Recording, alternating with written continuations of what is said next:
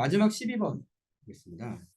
12번은 잠시만요. 정답률이 정답률이 크게 유의미한 건 아니겠지만 16.28%로 기록이 되어 있는데, 그러면 16%라고 할게요.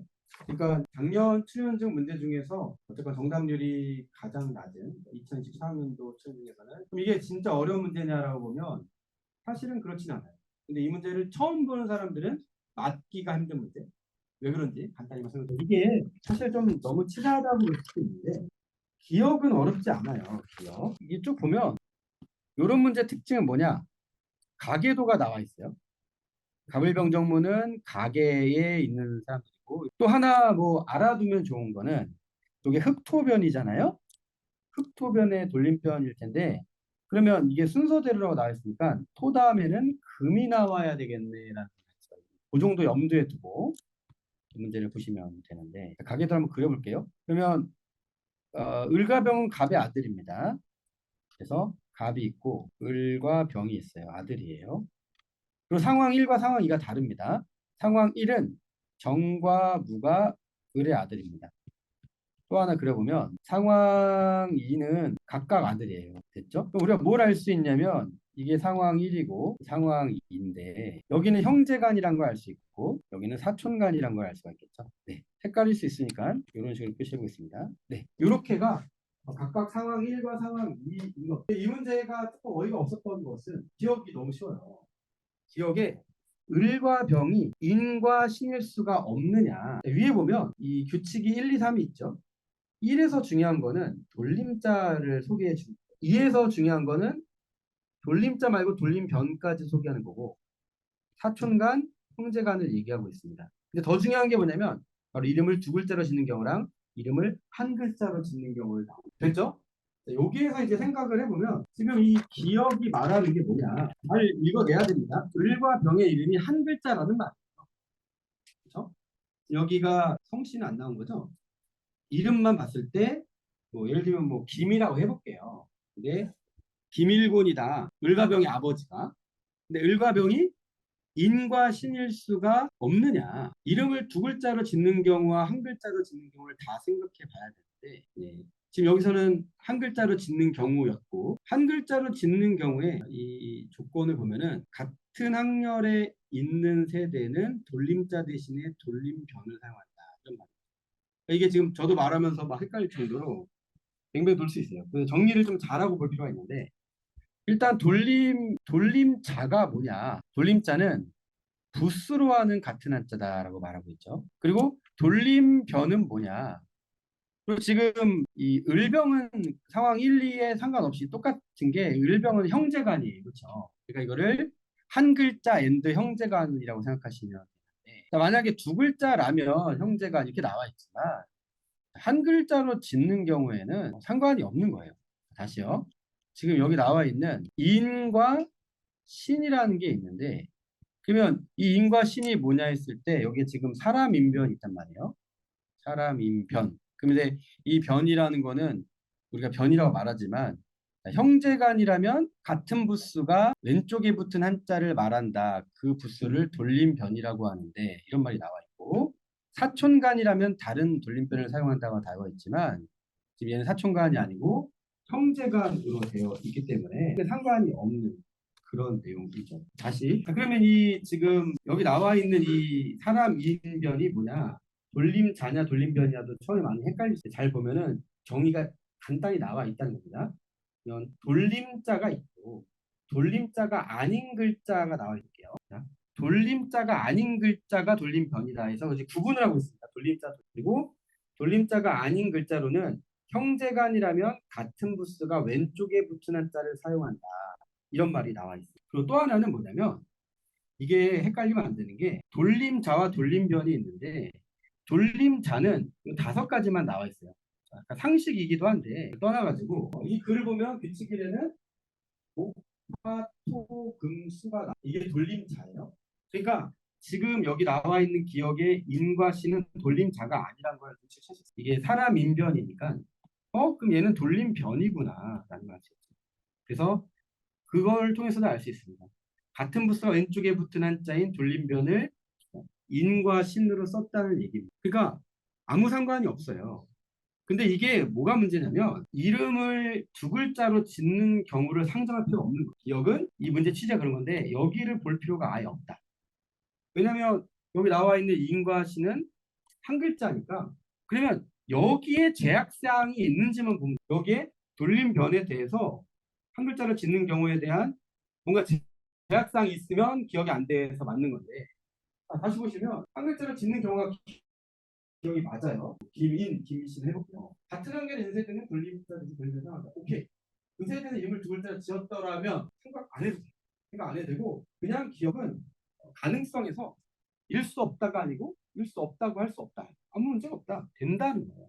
그래서 틀렸어. 돌림자와 돌림변을 좀 구분해야 된다는 거. 그 다음에 이게 여기까지는 대부분 간단 말이에요. 그래서 기억이 틀려버리면 니은은 볼 필요가 없거든요. 그러니까 정답이 무조건 반타작을 해야 되는 건데 그게 아니라 반타작이 아니라 죄다 4번을 했던 거예요. 죄다 4번을 한 거예요. 즉 이 디귿이 어려웠다 또는 헷갈렸다 이렇게 볼 수 있는 문제인데 디귿을 보기 전에 일단 얘를 그래도 좀 보면 상황 1은 뭐였습니까? 바로 형제간이었죠. 네.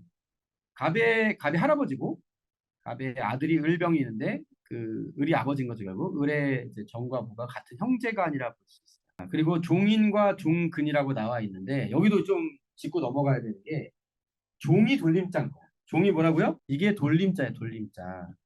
뭐 이렇게 나오죠, 그렇죠? 저 같은 경우도 가운데 글자 성이 저희 그 형님과 제 여동생인데, 근데 그 뒤에다가 이제 뭘 써야 되냐라는 거. 뒤에 나와 있는 게 돌림변이 되는 겁니다. 돌림변인데 돌림변에 대해서 지금 이름이 두 글자니까 형제간이라면 같은 부스가 왼쪽에 붙어야 된다는 게 나와 있잖아요. 규칙에. 근데 이 한자를 잘 보시면 얘가 돌림변이고 얘가 같은 게 돼야 되는데 같지 않다는 거죠.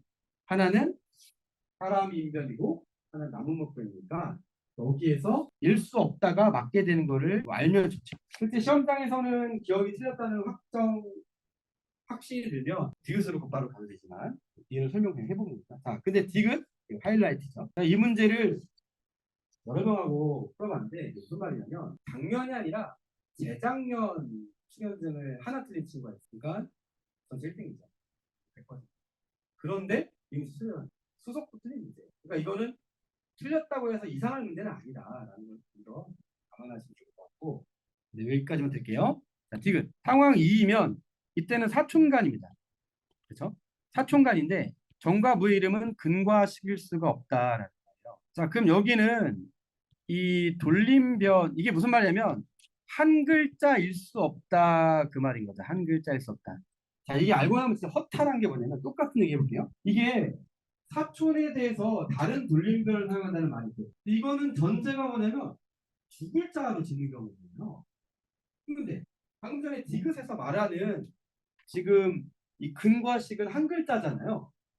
그러면은 한 글자로 짓는 경우가 있어요. 이 밑에 사촌이란 말이 있나요? 상황이면 사촌간인데 없어요. 없으니까 기억 원리랑 똑같아요. 어떻게 해도 상관이 없어요. 근데 어찌된 일인지 이 문제를 처음 시험장에서 보거나 시험장이 아니더라도 지금 처음 보시는 분들은 어떤 착시 현상이 있냐면 2번 조건이 3번에 그대로 적용된다는 착시 현상이에요. 지금 보면 이해가 안 되지만 그래서 이게 한 글자 두 글자를 구분하는 게 아니라 위에서 합성관이 하면 다른 별을 사야 되는데 이거는 3번에 적용되는 거고 그냥 오토매틱으로 적용하니까 이거 디귿 맞는 거 아닌가? 일수 없는 게 맞는 거 아니야? 이렇게 생각을 했다는 거예요. 자, 정리해 볼게요. 그래서 답은 2번이 되고 거만 무시한 거예요. 사실 틀린 말은 아니에요. 이게 이제 고용주의 논리 퀴즈고 규칙인데 우리가 법이든 뭐든 이런 거든 공통분모는 있어요. 그럼 여기 나와 있으면 그 내용만으로 적용해야 돼요. 그렇죠? 규칙 2에 나와 있는 3으로 가. 근데 함부로 2를 3에다 끌어다 쓰고 3을 2에다 끌어다 쓰는 습관은 이 문제뿐 아니라 유독 다른 문제에도 우리가 많이 범하는 실수일 수도 있다. 당해봐야만 깨닫는 면도 있으니까 이런 식으로 당하게 만드는 메커니즘들이 있어요. 그렇죠? 사실 우리가 그간의 기출문제를 2024년 말고도 쭉 분석해 보면 많은 사람들이 정답률에서 나와 있듯이 엄청나게 정답률이 낮고 많이 당하는 문제들이란 있잖아요. 나도 당할 수 있다. 내가 실제 그 시험을 봤으면 나도 당했을 것이다. 그거를 좀 인정하고 정말 칼을 갈아가지고 그런 것들에 많은 부단 연습을 하는 수밖에 없지 않을까라는 생각. 하여튼 뭐 오늘 이 정도 말씀드려보고 좀 더 막판 갈수록 제가 체력이 이렇게 떨어진 건 느끼는지 모르겠는데 정말 힘드네요. 이렇게 3시간 짧은 시간에 서서 하려니까 나중에 교탁이 길에서 하는 모습을 보여 죄송합니다. 네, 이거 허리 운동 해야 될 것 같아요. 고생 많으셨고 명심의 마지막 멘트를 드리고 싶은 거는 우리가 법률 문제가 12개잖아요. 네. 12개를 담아는 문제 있어요. 근데 그거를 우리가 목표로 할 필요는 없어요. 이 시험이 이 말씀을 드리고 마칠게요. 이 시험의 본질이에요. 이 시험이 어떤 거냐. 언어가 상식 문제고 추리가 사실 너무 자신을 이렇게 좀 혹사하지 말라는 얘기를 드립니다. 작년에 제가 그 서울대에서 강의를 마지막으로 했을 때 한 학생과 점심을 먹었어요. 지난번에 어딘지 모르겠는데 자기가 28개를 맞았던 거예요. 23학년도에. 그리고 이때는 모르겠는데 30개 밑으로 맞았던 것 같아요. 그래서 합쳤더니 점수가 130 조금 넘게 나왔던 것 같습니다. 근데 연대로 스쿨이 됐고 자기는 서울대부터 가고 싶어가지고 한번 더 경영학과 나왔으면 했어요. 근데 실제 시험 보고 나서 제가 하루밖에 강의 안 했지만 어쨌든 수업을 들었으니까 연락이 온 거예요. 연락이 오면 보통 어떤 느낌이냐면 잘 봐야 연락이 오거든요. 근데 제가 몇 개인지 물어보니까 언어가 20개를 맞았어요. 이상하다. 잘 봐야지 연락이 오는데 언어가 20개랑 28개 맞았던 친구가 뭔 소리죠? 순간 약간 얼어붙었죠. 카톡상으로 얘기했지만 추리는 34개인가를 맞은 거예요. 이때보다는 올랐던 것 같고 요 느낌 때문에 연락을 준 것 같기도 하던데 그러니까 28개면은 99.9%였어요. 제 학년은 엄청 잘 본 거죠. 29개인 사람이 10명이었고 근데 이 20개 더하기 34개가 몇 점이냐 104가 올라버렸어. 총 서울대 놀라운 얘기였어. 무슨 얘기냐? 수리 현증을 엄청 얇은 거예요. 34개라는 게 엄청 얇은 거였던 거예요. 언어는 20개를 선방한 거죠. 140만 놓으면 서울대 이상을 다 갈 수 있으니까 2천만으로 말할 수 있는 그런 거였는데 그럼 우리가 언어라는 거 목표를 잡을 때에도 작년을 굳이 기준 삼을 수는 없겠지만 10개 틀려도 되는구나. 10개 틀려도 140을 넘네? 추리도 잘 본다는 언어도 잘 본다는 진짜 이 생각할 거예요. 그럼 추리가 34개가 엄청 잘 본 거였는데 그럼 내가 언어를 20개보다 좀 더 맞으면 좀 덜 봐도 되잖아요. 그러니까 34개까지도 맞을 필요 없는 그럼 내가 1번, 2번까지 중에서 몇 개 틀려야 되냐 이거죠. 저는 무조건 2개는 틀려도 된다고 봅니다. 근데 여기서부터 한 20, 한 4번까지가 인문이 나오는데 별로 안 어렵거든요. 그래서 하나 틀리고 그다음에 25부터 30까지가 사회가 나와요. 여기 그렇게 어려운 거 없어요. 근데 32부터 35까지였어요. 작년의 경우는. 모형추가 3개 나오는데 하나 틀려주죠. 이제. 근데 36부터 40이 39번에 양자각 나오는 게 말도 안 되게 나왔습니다. 틀려주자 이거죠.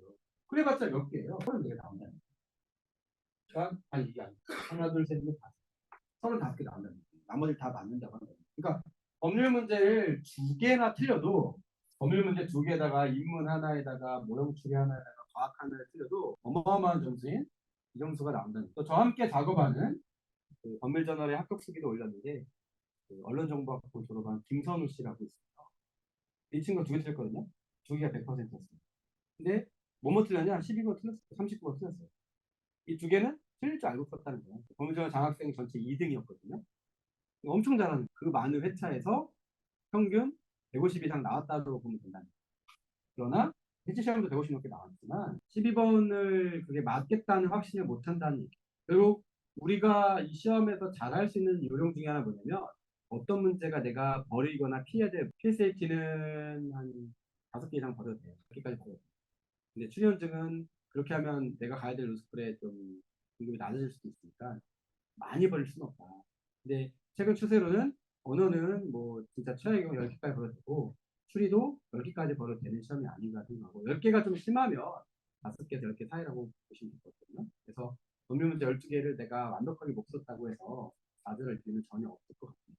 한두 개 정도 특히 법률 문제에 나오는 계산이나 연출은 버려도 되지 않을까.